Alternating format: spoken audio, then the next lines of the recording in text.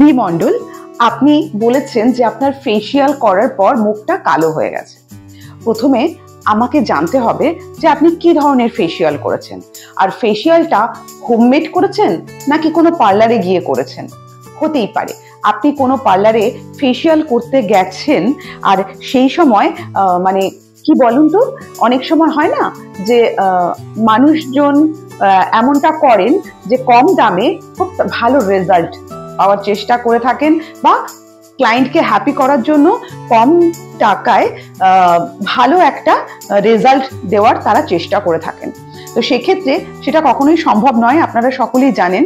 কারণ আমরা সকলেই জানি যেমন গুড় তেমনি পায়েস হয়। তো সেক্ষেত্রে যখন সুন্দর একটা ফেসিয়াল দেওয়া হবে সেটা কম খরচায় হবে সেটা তো হতে পারে না। এরপরে সেটা তার মধ্যে তাহলে কি থাকতে পারে? আর যদি কখনো কেউ ইনস্ট্যান্ট গ্লো চায়, ইনস্ট্যান্ট গ্লো, হ্যাঁ, যাতে স্কিনটাকে ইনস্ট্যান্ট গ্লো করতে হবে, তো সেক্ষেত্রে কম টাকায় যদি ইনস্ট্যান্ট গ্লো করা হয় তার মধ্যে কিছু না কিছু মেশানো তো অবশ্যই থাকে, যেটা আমাদের সেই সময় চোখে পড়ে না, বাট পরবর্তী ক্ষেত্রে স্কিনটার ওপরে মারাত্মক এফেক্ট পড়ে। তো সেক্ষেত্রে আমাকে পুরোটা জানতে হবে যে আপনি কি ধরনের ফেসিয়াল করেছেন, এবং সেটা কোনো কেমিক্যাল ফেসিয়াল নাকি কোনো ন্যাচারাল ফেসিয়াল, এটা আমাকে জানতে হবে। আপনি যদি আমাকে পুরোপুরি না বলেন তাহলে আমি বুঝতে পারবো না যে আপনি কোন রকমের সমস্যায় পড়েছেন।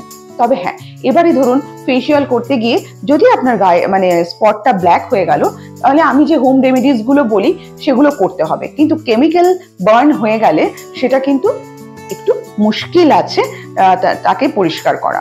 তবে হবে না আমি বলি না, কারণ নেগেটিভ কথা আমি কখনো বলতে চাই না। অবশ্যই সবটা ঠিক হয়ে যাবে, প্রপার ট্রিটমেন্টের মধ্যে থাকতে হবে। প্রপার ট্রিটমেন্ট মানে আমি যে অনেক টাকা পয়সা খরচা সেটা আমি বলতে চাইছি না। আমি যেরকম ভাবে আমার মেইনস্ট্রিম লা এসেনশিয়ালসে বলে থাকি সেই গাইডলাইন্স গুলো ফলো করলে অবশ্যই ফল পাবেন। এত মানুষ ফল পাচ্ছে, আপনি পাবেন না? অবশ্যই পাবেন। তবে আমাকে প্রপার আপনার প্রবলেমটা জানতে হবে।